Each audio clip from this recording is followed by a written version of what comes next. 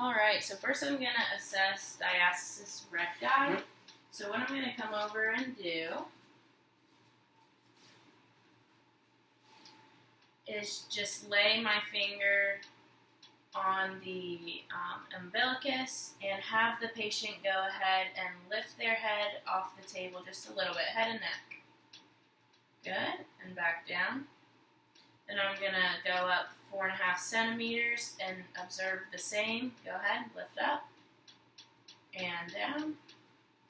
And now 4.5 centimeters below the umbilicus. And go ahead and lift your head and neck up and back down.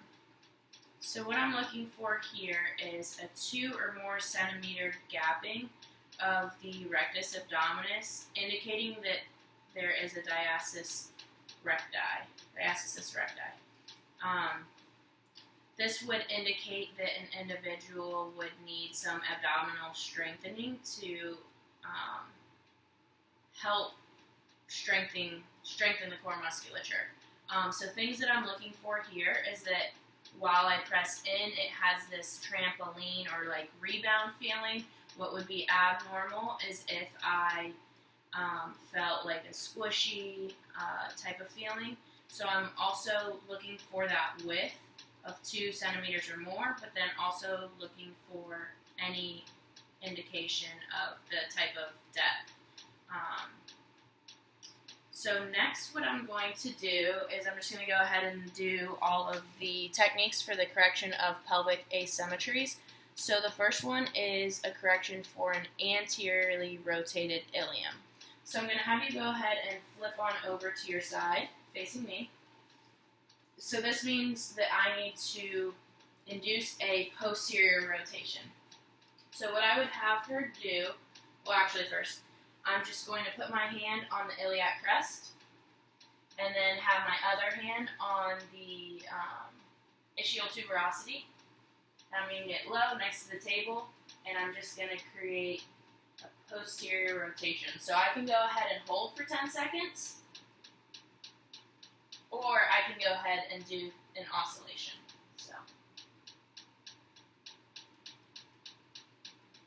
So I can do that, hold for 10 seconds, wait 3 to 5 seconds in between, and do about 5 to 6 repetitions. Next, I can do a muscle energy technique. So I'm helping create a posterior rotation force. This table would typically be higher. Hold on one second. I'm helping create a posteriorly rotated force to correct that ilium. And I'm using her hamstrings to help do so. So I'm going to, same thing, same hand placement, and I'm going to go ahead and tell her to push into me, good, as I'm applying that posteriorly directed force. And go ahead and relax, and as she relaxes, I should be able to induce a little bit more posterior rotation.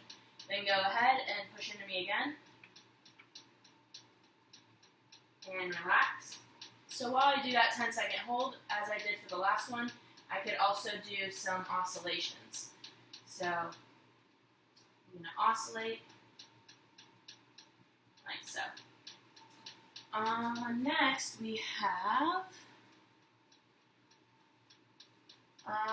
so this was for any type of symphysis pubic dysfunction. So if you rotate the ilium, in theory, you could realign that pubic symphysis. Another way you could do that is go ahead and roll on your back for me, please. I'm going to stick my hand here, and I want you to go ahead and press into my hands, squeezing your legs together, and hold for 10 seconds. Hold, hold, hold, hold, hold. So I would do that for 10 seconds. Go ahead and relax. Another thing that I can do is bring my hands to the outside and go ahead and push into my hands. Push, push, push, push. Have her hold for 10 seconds, and then relax. So what I'm doing there as well is I'm creating compressive and distraction forces at the SI joint as well as the pubic symphysis to help try and like reline that. Next is if this individual needed to do a self-correction at home, one thing I could do, here it is, take my handy-dandy broom, and say she has a posteriorly rotated innominate bone on her right lower extremity. Anteriorly rotated. I would stick it posteriorly, so go ahead and hold on with both hands. And what I'm doing here is can you please push down into the broom with this right leg while you're pushing up with your left leg. So what this is doing here is creating that posterior rotation on the right leg with a relative anterior rotation on her left leg. So that can help create a greater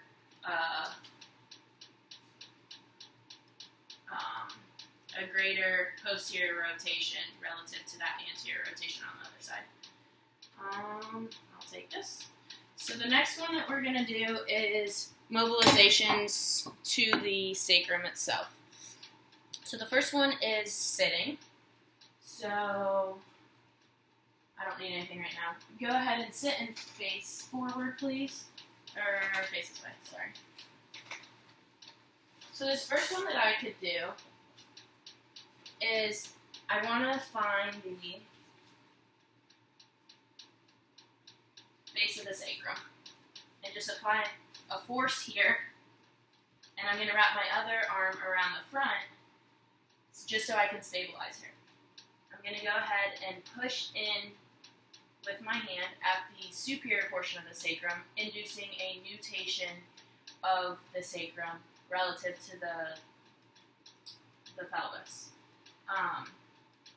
So what I could also do is while I'm pushing, have her push back into me. So go ahead, push. There we go. Creating a greater force there, or greater movement. So then if I wanted to create a counter nutation, I would slide my hand down just a little bit inferiorly and push into that.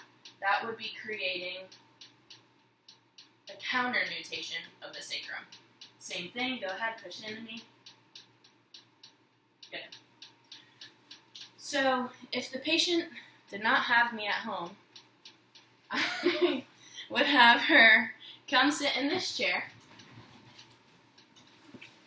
Which, I mean, you can have me at home if you want. It's just going to cost you. I would teach her to put this bolster. If you don't have a bolster, you can use a towel. And same thing, I would teach her how to find the base of her sacrum. Place this towel here. Can you lean forward for me, please? Place it at the superior portion, and then say, go ahead and lean back. So go ahead, lean back. That's a little bit too high. Hold on. There we go. Go ahead. So I would scoot a little bit closer to the chair. There we go. Now go ahead and lean back. So now it's creating a relative nutation force. Same thing here, sitting. You can go ahead, lower it, lean back. Now you're creating a nutation, counter nutation force. So same thing, go ahead and lean forward for me. And these are the same things as we did earlier. You can do 10-second holds, you can do oscillations, but the last thing that we're going to do is come over here. All this random stuff. Where is this? Here? Oh, okay. Come over here, and same thing. You can place it at the superior portion of the sacrum and lean into it, or put it further down and lean back. You want to go ahead and try that at my home? Your home?